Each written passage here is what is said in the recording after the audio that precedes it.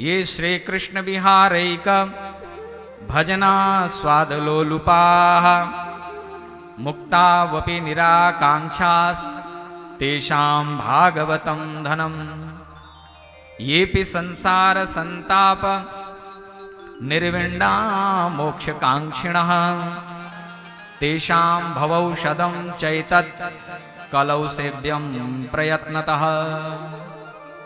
मोक्ष चाहने वाला, जिसको मुक्ति चाहिए वो भी भागवत जी का सेवन करे, जिसको संसार चाहिए वो भी भागवत जी का सेवन करे। दोनों को ही मिलेगा। एक मुक्त आत्मा होते हैं, एक मुमुक्षु जन होते हैं और एक विषयी जन होते हैं।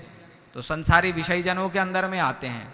मुमुक्षु थोड़ा सा मध्यम कोटि का हो गया कि अब मुक्ति की चाहना है उनके मन में। और मुक्त आत्मा तो मुक्त आत्मा भी भागवत जी का सेवन करते हैं। सुखदेव जी महाराज मुक्त आत्मा हैं, परम मुक्त हैं, फिर भी उन्होंने भागवत जी का सेवन किया। निर्गुण निराकार के चिंतन में निमज्जित थे। लेकिन जैसे ही ब्रह्मचारियों के मुख से भागवत जी का श्लोक सुना, जंगल से लौट आए और भागवत जी का अध्ययन किया। मुमुक्षु जन, साधु महापुरुष, ज्ञानी जन, उद्धव जैसे ज्ञानी जन, ये सब भगवान की महिमा को जानते हैं और जानते हैं इसीलिए उनको अच्छा लगता है, उनको आनंद आता है भगवान की कथा करने में, भगवान की कथा कहने में, भगवान की कथा सुनने में, भगवान का आश्रय लेने में। और संसारियों को भी सुनना चाहिए। संसारियों को क्यों सुनना चाहिए? संसारियों को इसीलिए सुनना चाहिए भगवान की कथा। एक मन का संस्कार है। मन का क्या संस्कार है? ये इंद्रिय जिस वस्तु को ग्रहण करती है, मन उसको अपने में ढाल लेता है। जैसे आंख ने जिस वस्तु पदार्थ को देखा तो मन वो उसी में ढल जाएगा। अगर अच्छे फूल देखे आंखों ने, नेत्र ने, तो मन में क्या वो फूल की कल्पना होगी, वो उसी में मन जाता रहेगा। अगर कान ने कुछ मीठे शब्द सुने तो मन उधर ही चला जाएगा। किसी ने अगर कड़वे वचन कहे तो भी मन उधर ही चला जाएगा। तो मन वैसे ही आकार में ढल जाता है। अब भगवान के चरित्र सुनेंगे तो मन कहां जाएगा? मन भी भगवान में ही लय होगा, मन भी उसी रूप को धारण कर लेगा। जैसे सोना है, चांदी है, एक धातु है। धातु को पहले गलाया जाता है कोई भी आकार देने के लिए।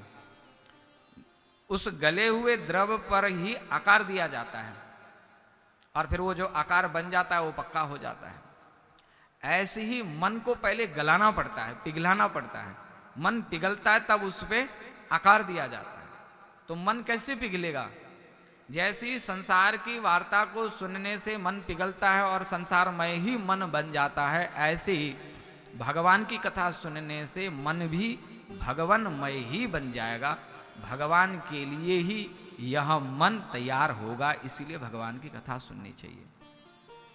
अब जिन्हें संसार की कामना हो तो फिर सूत जी महाराज कहते हैं कि धनम पुत्रां तथा दारान वाहनादि यशो गृहान आशा पत्न्यम च राज्यम च दद्याद भागवती कथा इहलोके वरान भुक्त्वा भोगान वै मनसेप्सितान श्री भागवत संगेन यात्यन्ते श्री हरे पदम।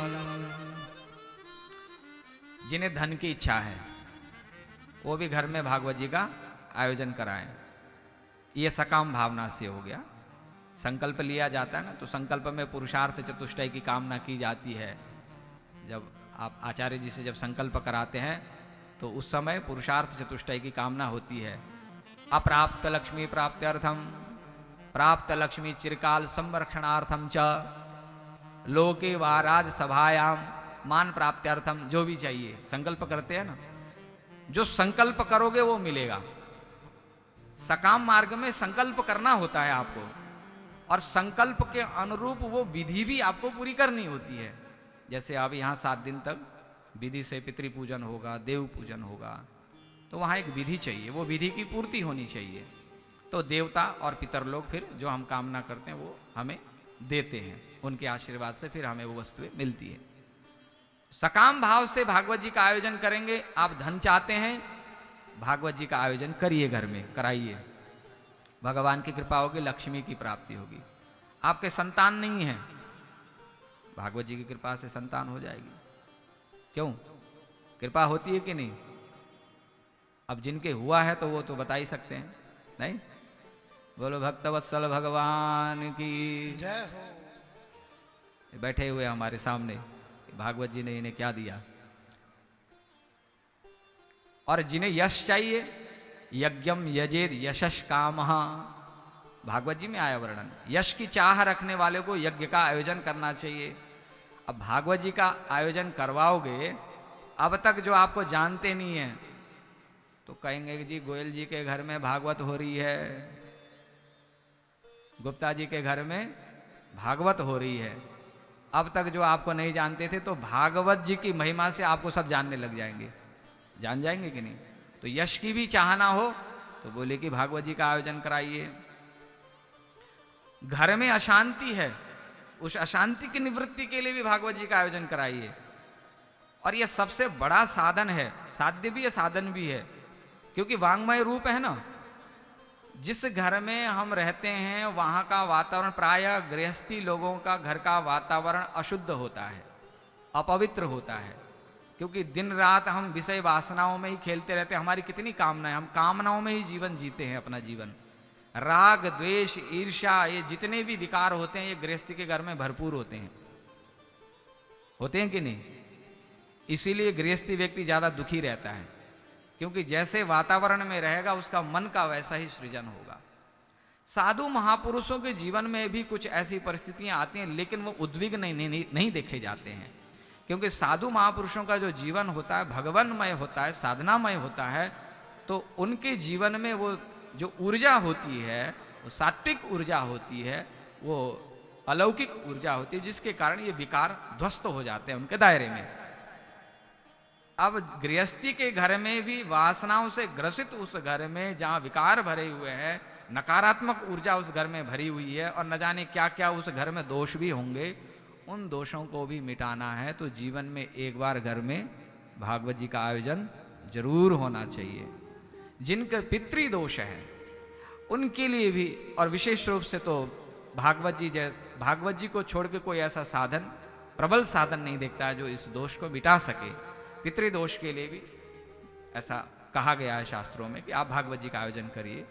और महात्म्य में तो आज धुंधुकारी की कथा है, यहाँ यही देखने को मिलेगा कि भाई मरा हुआ व्यक्ति जो कि अभी मुक्त नहीं हुआ है, प्रेत बन चुका है, उस प्रेत को भी सदगति दिलाने वाला यदि कोई साधन है तो वो भागवत जी है। इसलिए यहाँ कहा गया कि भागवत जी एक ऐसा साधन है जिससे आपके मन में सकाम भावना है, संसार की कोई कामना है, तो भी आप भागवत जी का आयोजन करिए, उससे आपकी कामनाएं पूरी हो जाएंगी।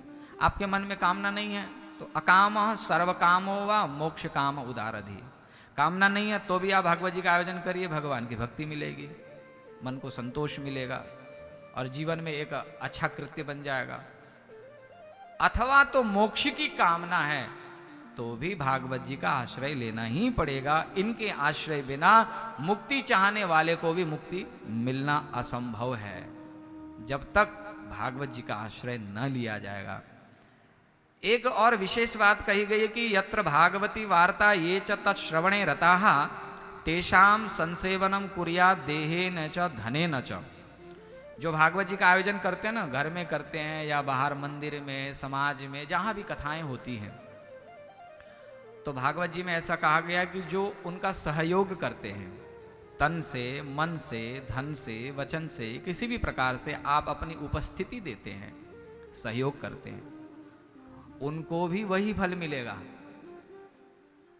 वैसे कहीं कहा गया है कि दशांश फल मिलता है उसका, मतलब फल तो वही मिल गया आपको, भले ही दशांश मिला हो लेकिन फल तो वैसा ही फल मिला ना। तो सहयोग करने वाले को भी वैसा ही फल मिलता है। इसलिए कहीं भागवत जी का आयोजन होता है तो जाके करना चाहिए, सहयोग करें तो अपना ही लाभ है। इसीलिए कहा तदनुग्रहतोस्यापि श्री भागवत सेवनम श्री कृष्ण व्यतिरिक्तम यत्तत् सर्वम धन संगीतम। और अंतिम में एक बात कही है स्कंद पुराण में कि कृष्ण प्राप्ति करम शाश्वत प्रेमानंद फलप्रदम श्रीमद्भागवतम शास्त्रम कलौकीरेण भाषितम। जिसको जीवन में सुख चाहिए, आनंद चाहिए, और जिसको कृष्ण धन चाहिए, वो तो निश्चित रूप से भागवत जी का आश्रय ग्रहण करें। जब अवसर मिले, प्रभु ने सामर्थ्य दिया है तो भागवत जी का आयोजन करवाएं, करें। सामर्थ्य नहीं है, जहां भागवत जी की कथा होती है सुनने जाएं। आजकल तो सुविधा है, अपने घर बैठे साधन है, टीवी चैनल में, मोबाइल में सुन लिया। लेकिन फिर भी आपके नजदीक में कहीं कथा होती है तो घर में जो साधन है, टीवी, मोबाइल, इसको बंद करके आप उस जगह जाके बैठ के कथा सुने। क्यों? क्योंकि जहां भागवत होती है वहां प्रत्यक्ष विग्रह है ना भगवान। भगवान तो सब जगह है। कहते हैं मंदिर जाने की क्या जरूरत है। मंदिर एक विशेष स्थान है, ऊर्जा का केंद्र है। वहां नित्य प्रति विधि से पूजन होता है, वहां प्राण प्रतिष्ठा की गई है, वहां विशेष ऊर्जा है। घर में आपका भगवान में मन नहीं लगेगा, मंदिर में जाओगे तो वहां की ऊर्जा आपको पकड़ लेगी। यहां आपको पकड़ना पड़ता है माला, लेकिन मंदिर में जाओगे तो माला आपको अपने आप पकड़ लेगी। घर में माला पकड़ते नींद आती है, उबासी आती है, लेकिन जब आप किसी संत महापुरुषों के चरणों में जाके बैठते हैं, किसी तीर्थ में जाके बैठते हैं, भले ही आपके हाथ में माला ना हो, लेकिन ईश्वर की याद आई जाती है, ईश्वर का चिंतन बनता ही है। इसलिए नजदीक में कहीं भी सत्संग हो, कथा हो, तो साधनों को छोड़ के उस स्थान में जाके बैठना चाहिए। हो सकता है कि, और ऐसा प्राय होता है कि जहाँ कथा होती है, भागवत कथा हो, राम कथा हो, भक्तमाल कथा हो, किसी प्रकार की भगवान की कथा हो। देखिए, कथा कौन सुनता है? कथा वही सुन सकता है जिसकी वस्तु हो, अधिकारी ही सुनता है। सबका अपना अपना अधिकार है ना, और अधिकारी को अपनी चीज बड़ी प्रिय होती है। जैसे एक क्षत्रिय को वीर पुरुष का साधन है, वीर का प्रतीक है वो, कि तलवार देखते उसके अंदर वीरता का भाव जगता है, धनुष देखते उसका अंदर वीरता का भाव जगेगा, बंदूक देखते उसके अंदर वीरता का भाव जगेगा। ऐसे ही ये अमलात्मा विमलात्माओं की, ये वैष्णवों का खजाना है, ये वैष्णवों का रत्न है, ये वैष्णवों का परम धन है। यद वैष्णवानाम धनम। तो वैष्णव कौन कहलाएगा? भागवत जी का नाम सुनते ही जिसके मन में भागवत जी के दर्शन करने की लालसा जगे, जिसको भागवत कथा सुनने की लालसा जगे, जिसको भागवत कथा कहने की लालसा जगे, जिसको भागवत कथा कराने की लालसा जगे, समझना कि आप वैष्णव हैं, आप भगवान के हैं, आपके अंदर वो रुचि जगी है। तो वैष्णव को कथा का नाम सुनते ही उसके प्रति आदर भाव जगेगा, रुचि जगेगी, वो उधर दौड़ेगा, वो 100 काम छोड़ के भी दौड़ेगा, वो अपनी व्यवस्था मिलाएगा कि नहीं, मैंने कथा सुनने जाना है। संसार के काम तो होते रहेंगे, लेकिन कथा तो रोज रोज नहीं होगी। वो अपनी व्यवस्था सुनियोजित करके कथा सुनने जाएगा ही जाएगा। इसलिए बोले कि कृष्ण प्राप्ति करम शाश्वत। यदि निरंतर कृष्ण प्राप्ति की चाहना है किसी के मन में, और शाश्वत प्रेम आनंद फलप्रदम, शाश्वत वो एक क्षण के लिए नहीं कि अभी के लिए आनंद सुख मिला और यहां से बाहर जाते आनंद चला गया, फिर पूछना पड़ेगा आनंद तुम कहां चले गए, तुम कहां से आए थे, कहां चले गए। वो आनंद नहीं है। फिर तो आनंद आता नहीं है जल्दी, सुख आता है, और सुख चला जाता है, फिर दुख को अपनी पत्नी को भेज देता है कि अब तुम जाओ, हम थक गए। पत्नी जब थक जाती है तो फिर श्रीमान से कहती कि अब तुम जाओ। सुख दुख के दो पहलू है ना, और सबके जीवन में बराबर ये उपस्थित रहते हैं। कोई नहीं चाहे तो भी बिन बुलाए आते हैं। आनंद जल्दी नहीं आता है। आनंद क्यों नहीं आता है? बोले महात्मा लोग इतनी जल्दी किसी के हाथ आते नहीं है, और आ जाते हैं तो फिर छोड़ते नहीं है, क्योंकि महात्मा एकाकी होते हैं ना, एकाकी रमण करते हैं। तो आनंद भी अकेले ही रमण करता है। इसलिए देखना, जिसको आनंद मिल जाएगा ना, वो अकेले में भी मस्त होगा। सुख के लिए तो द्वैत का आभास होगा, दूसरा कोई विषय वस्तु उसको मिलेगा तब सुख होगा। उसको या तो कोई व्यक्ति चाहिए, या कोई खाने का पदार्थ चाहिए, या कोई साधन चाहिए, तब उसको सुख मिलेगा। आप थके हुए हैं, आप दुखी हैं, आपने टीवी चालू किया, अच्छा प्रोग्राम आ रहा है, आपका मन बदल गया। आप घूमने चले गए, आपका मन बदल गया। कोई आपका मनपसंद व्यक्ति आपको मिला, आपका मन बदल गया। यहां दो का संयोग है, तभी सुख उसको मिला। आनंद अकेला रहता है। आनंद को किसी की कोई जरूरत नहीं है। आओ तो ठीक, नहीं आओ तो ठीक।